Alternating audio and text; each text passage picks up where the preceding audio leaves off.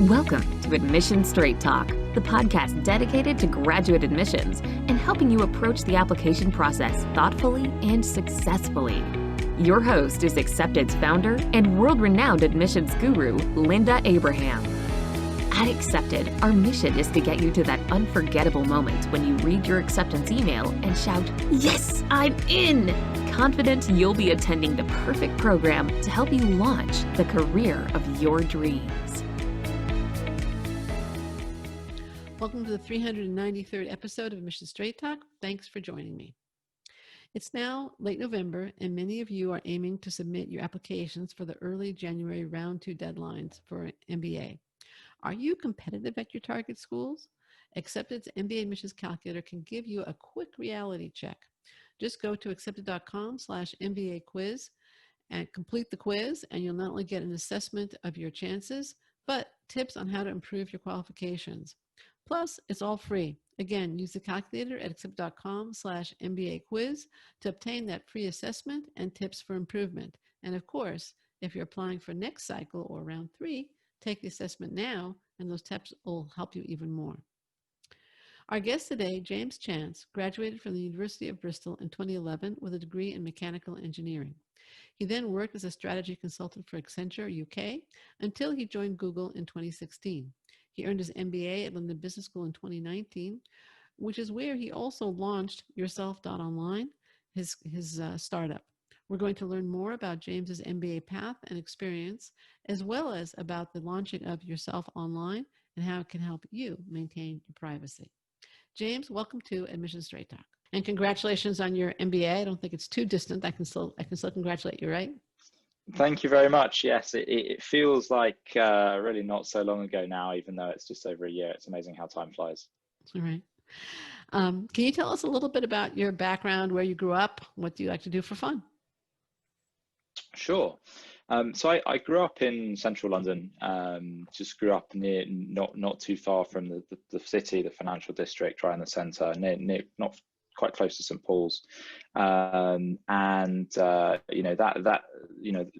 sort of is a real eye opener in terms of this kind of very fast-paced world, and growing up in I was fortunate enough to from that from there experience a lot of things, sort of the arts, culture, sort of different businesses, all different sort of starts as a kid and as a teenager, and that then led to me, then when I reached towards the end of secondary school, then deciding I wanted to get out of London and going to University of Bristol, and sort of as a change of scenery, and my kind of career from there, and then in terms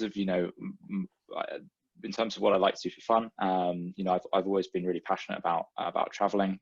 So both traveling, was fortunate enough to have a few occasions where I've traveled for work and worked in different countries, US, Australia, but then also done more kind of adventure travels as well.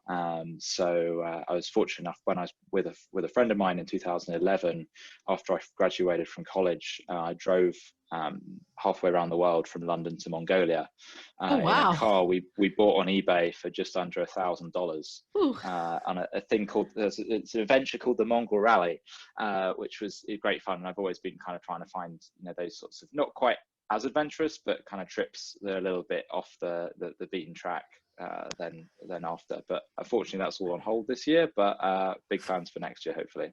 What are your plans for next year? So next year, I'd really like to, post-pandemic, I'd really like to do more of South America. It's not really somewhere I've explored as much. I'd really like to do some of the Argentina and Argentina, Brazil, and bits of Peru as well. My nephew went to Patagonia, and the pictures were spectacular. Oh, it looks incredible. It looks really cool. Yeah. Now let's get more professional here, okay? It's a lot more fun to talk about Patagonia and trips to Mongolia, but let's talk profession for a second. You worked as a strategy consultant for Accenture for almost 4 years, and then for Google as an analytical consultant. And some people have told me that working for Google is like having an MBA, not to mention working for Accenture. Now, in addition, on the side, you also worked in e-commerce for a family business in Norway. With all these different experiences, why did you decide you wanted or needed an MBA? Good question.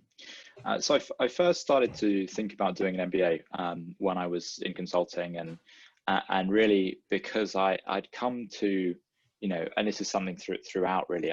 And one of my main motivator was I'd come into business coming from an engineering background, so coming from a technical background, where my kind of quantitative skills and analytical skills were good, but I didn't have that much grounding in terms of, you know, in terms of kind of finance, management, stuff like that. And I was fine for probably the first, I would say, first few years of my career.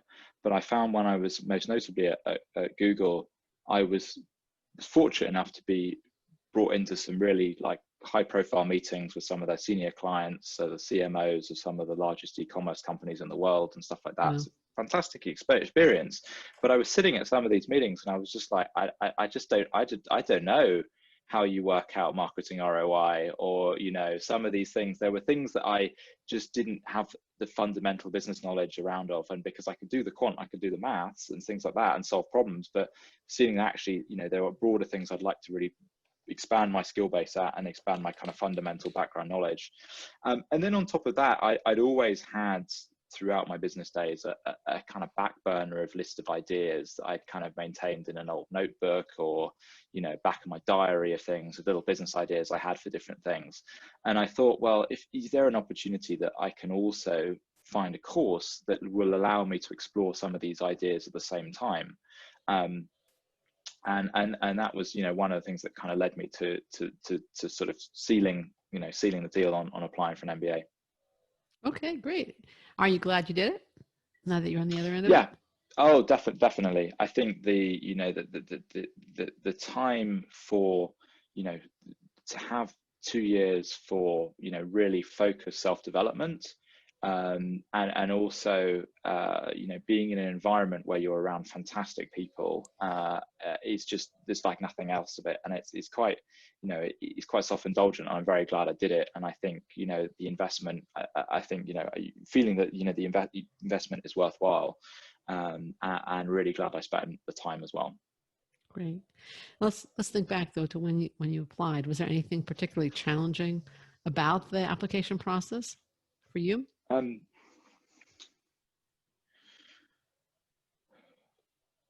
think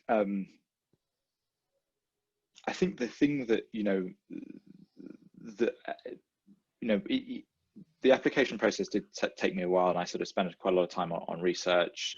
And I really, you know, the bit that I found that really helped, and the bit that I sort of struggled with, but then I had this kind of eureka moment of making sure that everything fitted together into a really coherent and cohesive story. That is so And that was the thing, and that was the thing that I sort of realized, you know, was just that you know, sort of feeling that, you know, you've got to obviously first understand the schools that you resonate with, but also align with the journey you're trying to take, and also then being able to package that into a coherent story that makes sense. And, you know, somebody can read on an application that they're just like, I get it, and it kind of, you know, you can see where you're going now, and how the school will get you there. And I think that was one of the things that I had this kind of eureka moment with, when the penny dropped on that. That wasn't initially clear at first, but when I actually started to think more about it and get feedback on the applications, was a real takeaway for me. That is so important. I sometimes like to say the application is like a jigsaw puzzle, and every element should fit together like a jigsaw puzzle, but it creates a portrait or a painting of the applicant. That's the ideal. So that was really was a eureka moment for you. I totally, and I think the more you know, some of the more pragmatic schools really look at it like that, in terms of, you know, they're looking at it for, you know, where's this person going, where's this person come from, how does our experience get them there, and you know, and there is, to a certain extent, no one, you know, that it's not a case of putting tick box answers in things. It's actually how it all hangs together. Right. No, completely. What did you like best about London Business School and your experience there? It has to be by far just the international mix. So we had over 70 different nationalities, and, you know, as a as a Brit and a kind of a domestic student, I was almost like in a minority. So it's I need to, from memory, we had something like about 30 Brits in our class of about 400. So we're less than 10%. And you know, to be still be in the UK and also have this fantastic mix of people from these just such diverse backgrounds, and kind of mixed in a way that, you know, with the way the classes were organized and the way the study groups were organized, you just have this really super diverse experience. And, you know, I was, you know, for example, my study group, I had everyone from some gentleman from Korea, a lady from Peru, a lady from the US, a guy from India, and a guy from Spain. It's just a fantastic mix, and that was probably, you know, having that kind of international mix and melting pot was really amazing.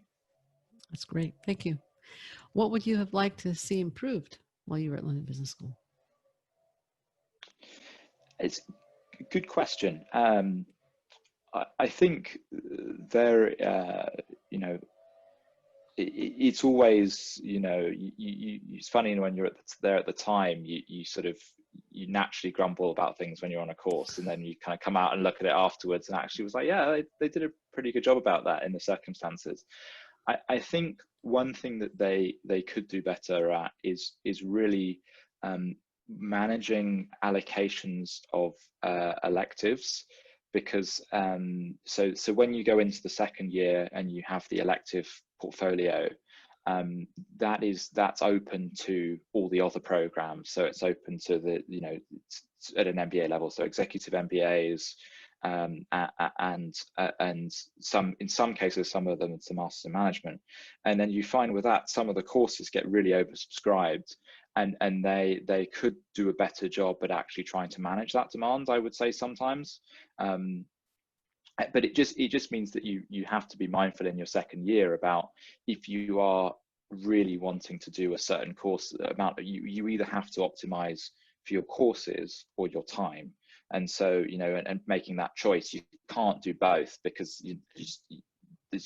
but anything they could do around, you know, just helping with some of the oversubscribed modules, electives, I think that would be.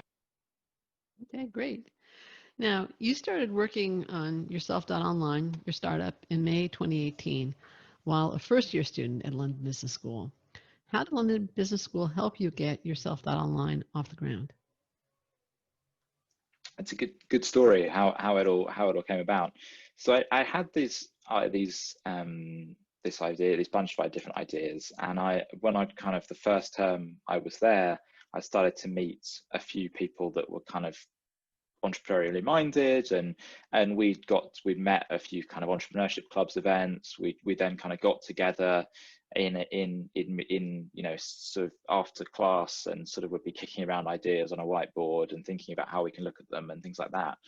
And then there was, then in the beginning of our second term and first year, they had an LBS hackathon competition, and I sort of, it was about a week or two before the competition, and one of my friends said, hey, you know, you should really enter one of your ideas in here and just see how it goes. And, you know, one of those things of, do you tell people about it, or do you go and do it? And, you know, for me, the opportunity to road test something like that at some of the events they organized was fantastic. So I went to the hackathon event, format where you sort of, if you're pitching an idea, you sort of pitch an idea at the beginning, and there was about 50 people there, and I stood on stage and you know, said my 30-second pitch of what I think this crazy idea of this, you know, this idea for the product, and then I was fortunate enough that we got voted into one of the ideas for the competition, and then I found a couple of other students during the event that we worked together, and then we pitched it at the end. And were fortunate enough to win £3,000 from that, and moreover, the validation of the judges and other students and some of the research we've done, that actually this is a problem that should spend a bit more time looking at and working on. And then from that, then I took the idea to a program that LBS runs as an elective over the summer between first year and second year, called Entrepreneurship Summer School. And this is it's really a hybrid kind of course of lectures and mentoring and presentations. And the idea is it's really a structured kind of road test of a business idea. So we all kind of so everyone in the class, there's about 50 of us, got together in the first week, and we'd have a series of kind of lectures, and then we'd be introduced to a mentor that would be assigned, and then we'd have a couple of weeks to go away and do some research, and then come back for some more lectures, and then at the end we'd do a final presentation. And the aim of this presentation was really to say, is this a viable idea or not? Not necessarily to say, and they're encouraged to both, prove and disprove the hypotheses. Mm-hmm. And then from there, that was that, and that really gave them some more validation and gave some structure for 6 weeks to really look at researching the idea and kind of validating it. And then fortunate to then think about how I then could then spend some more time after first year, and actually think about how I did my courses to try and work on the idea first. So the idea some more. So you were getting validation both from professors and from students, both through this course and outside of this course, correct? And suggestions, yes. I assume also suggestions to refine your idea? Totally. And I think there was a real focus on the course for looking to try and get external research and, do as many customer interviews as you could do. I think over the course of that summer, I must have spoken to almost 50 people about the idea in some form, about, different people who sit in different customer groups or things like that. And it was, a very, very valuable kind of experiential sort of approach to testing out a business. Okay.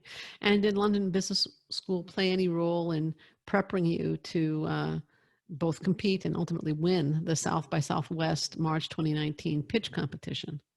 And if so, how?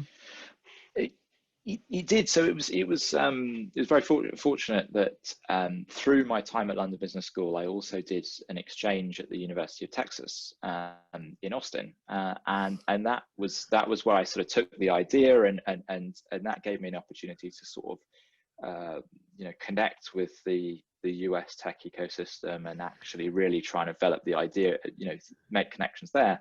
And was fortunate enough through that the pitch competition there is actually funded by is organized. So they have a number of different pitch competitions, and this was one for students and graduate students, and was fortunate enough then to be invited back to present at that and represent LBS. And that was fantastic, and I think in terms of the help that apart from setting me up, I think some of the classes I'd taken both at LBS and also in UT, just in terms of things like business modeling, new startup development, there's definitely quite a lot of theory that had definitely gone into that pitch and kind of helped set me up for it.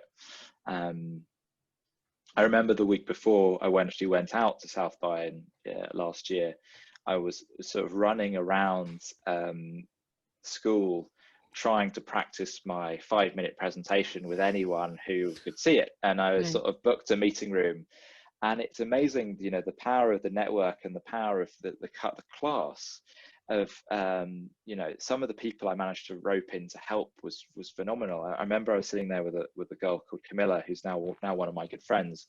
And I barely really knew each other, and she'd volunteered to help because she was part of the corporate communications team at Twitter, and it helped coaching some of their executives doing their big kind of presentations. Oh, wow, So, sure. and then I had also somebody who used to do somebody who came from an acting background and did some coaching as well. And it's amazing, how it comes back to how diverse a school it was how you can find these people from these different backgrounds, and partly also everyone's pretty, is when you sort of make the request and say, hey, I need some help with this. It's amazing the number of people that would put their hands up and kind of say, hey, like, I can help you in this way, which was really cool. That is great. Thank you. So, all right, then we kind of danced around this question. Well, next, I'm going to say that for next minute. Other question I had before we get to yourself.online specifically is, did you know you wanted to start a business when you arrived at London Business School? Or is that something that kind of you thought about doing after you left, or did you know you wanted to do it at all? I had these ideas, and at the stage of kind of going to applying for the MBA, they were very much the sort of like the list in the back of a notebook and the back of my diary and some other things here and there, and I had an idea of, yeah, I think it would be cool to check one of these out. I think at the time I'd gone into the MBA primarily saying, how can I try and gain skills and the connections to really accelerate my career further, and the new business kind of validation, the new business research bit on the side was saying, okay, well, I'm going to plan for plan A, look at plan B, and if I see something that's actually got legs here, let's do that.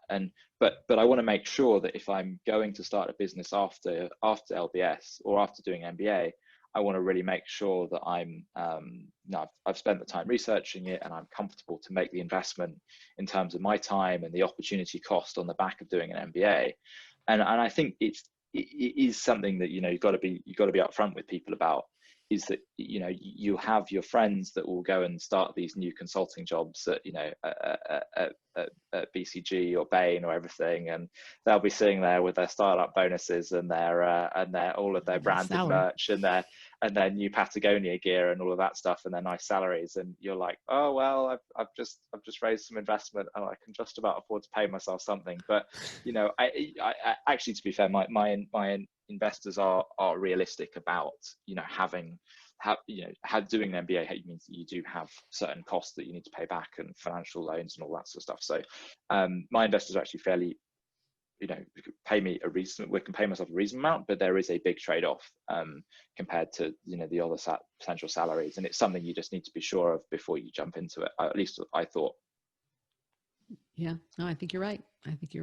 Now, this is the question that we've kind of danced around, and that is, what is yourself.online? Do you call it yourself.online, or do you call it YO? How do you normally refer to it, and what does it do? Yeah, so we call it yourself online. Okay. And so we normally drop the dot in the middle. Okay. But either ones work. I mean, our brand name and our website is just yourself.online. And we're a service to help individuals manage their online privacy and their online persona. And this is really, what we do is we help people understand what is the information that's about them on different social media websites, on different accounts, on different data brokers, things like that. What is an understanding of their public, their online public, and also some of their private online footprint, and what are some of the things they can do to manage that, and also to monitor it as well. And the idea behind it was something I saw when I was working in tech beforehand, was starting to see that the sort of lives people live online and the trail they leave behind is actually more and more being used to make deductions about who they are. And this was, what I was starting to see was these new kind of services that were being used to vet people. So trying to find all the information on a person and then try to make a decision about them, whether they should get whether they could be a good applicant for a job, or insurance, or credit, or even more broadly things, trying to figure out somebody's personality behind what they leave behind on the web. And thought, this is just crazy, because people are being judged by things that maybe they've forgotten about, or they don't know is out there, or they maybe don't, they're not aware of the control they could have about it, or even in some cases they need more control. And this was the sort of the motivator for setting up the business, and kind of what we've sort of been working on. And our vision is really to say, how can we build a service that is a consumer service that puts as customers at the heart of what we do, that's transparent and trustworthy, that helps people to manage the information they share on the web. Okay. And what does it cost?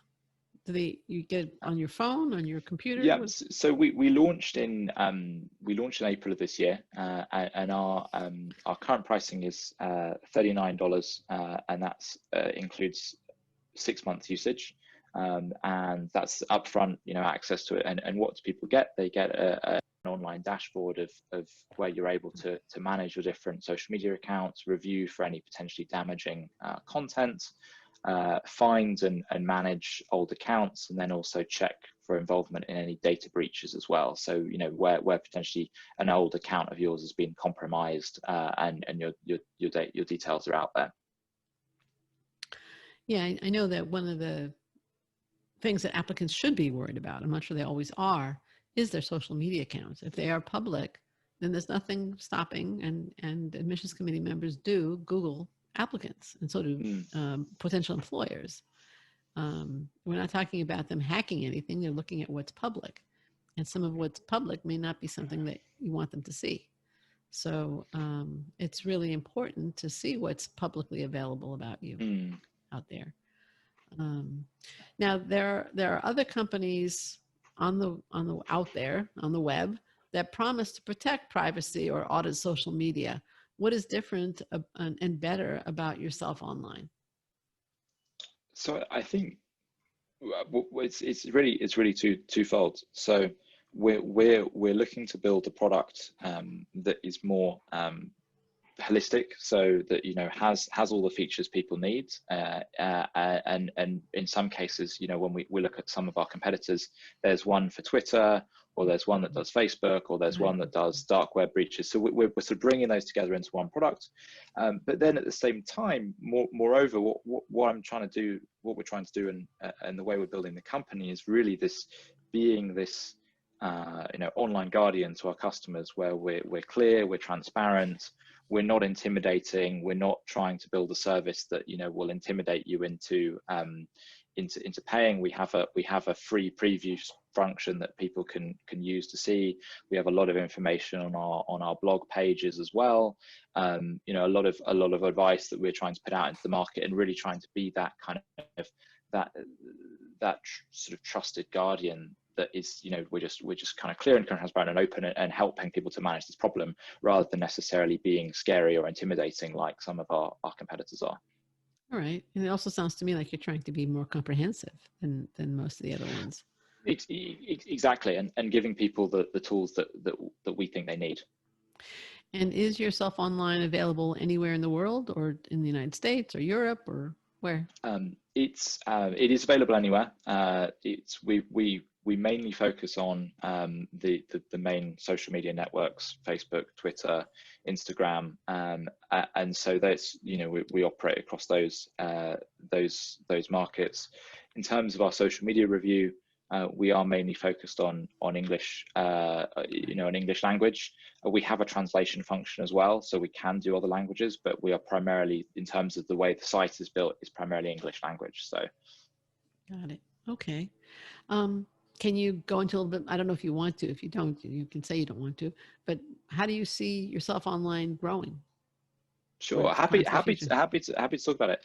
Okay. So we've in terms of our sort of journey after business school as well, was fortunate enough to sort of I left full time when I graduated, and started full time in the business after I graduated last year. Was fortunate enough to close a small round of angel investment funding at the end of last year, and which is being able to, and then we also closed a sales partnership this year. So we've and where we're going now is we're just going into really trying to grow the business, and also close additional funding to really fund that growth. And then where I see what's next for us is moving the service beyond just being a website and into being a mobile app, and actually continuing to build out features that people that some of our customers have been asking for, and really providing we're looking to try and go beyond just the people's social, beyond the existing features we have right now, to be able to say, how can we protect people as they sign up to new services, as they sign up to new accounts, protecting more of the information they share as they use the web, beyond just, and actually, how can we do that on an ongoing basis as well? Okay, great. Thank you. Is there anything you would have liked me to ask you, or anything you want to add to what we've discussed? I think, it's, I'm just thinking of, I think there is, one of the things I found from my time on the MBA was it's a really great, just to sort of other thoughts from our conversation that might be useful to your listeners. It's Sure. such a fantastic time for experimentation in terms of new business ideas, trying new careers, and really taking a kind of test and learn approach of saying, okay, how can I go and try this and think about how I can validate it and then see if it's a goer. And I think that's my experience. And I think some of my friends that I've seen that have gone to do great, really good career changes, or people who've accelerated their careers, have taken this very iterative approach of saying, okay, I'm going to go try and do a short internship here, or I'm going to do these courses and try this thing, and really take that kind of experimentation approach, and really having and then also I think the thing that was helpful for me on the journey was really having a sort of plan that I was kind of checking myself off against as I was going through, to provide some structure. Because one of the things also I would find is that it's very much I felt I needed to sort of give myself a plan and a bit of a map going into the MBA, and when I was on the course, to provide some structure and help as I was sort of building out the business on the side. So I think that's maybe one that could be certainly I think a reflection I've had from the journey that might be useful to your listeners. Well, thank you very much. So you're basically recommending that people kind of, on one hand, be prepared to experiment and try new things, and on the other hand, have some goals in mind to provide that structure. Is that what, am I hearing you correctly? Exactly, and just to be able to sort of chart their own course in a way where they're they're experimenting, and but it's pulled together to a plan towards some goals. Right. That's excellent advice. Thank you so much for sharing that. James, I want to thank you also for joining me and sharing your MBA and entrepreneurial story with Admission Straight Talks listeners. Where can they find out more about yourself online and protecting their privacy? Sure. So all of our materials, and you can find out more information about what we do on our website, which is just yourself.online. And you're welcome to try the service. We have a free preview where you can sign up and to try the product, and actually to check your Facebook for free, and welcome any feedback as well. Please get in touch. My details are on the website. Sounds good. Thank you. We'll link to yourself online from the show notes at accept.com/393. And listener, I want to thank you too for joining James Chance and me for Admission Straight Talks 393rd episode. Wow. If you find, when I give that number, I always, and it's obviously increasing every week, I always like, wow, that's exactly my reaction. If you find the show worthwhile, dear listener, I have a favor to ask. Please tell your friends about the podcast. Your doing so helps us spread the news about Admission Straight Talk and keeps it coming. And quick reminder, don't miss the MBA admissions quiz. Find out if you are really ready to apply, competitive at your target schools. Take the free quiz at accepted.com/MBA quiz. Thanks again for coming. This is Admission Straight Talk, produced by Accepted, and I am your host, Linda Abraham. I'll talk to you again next week.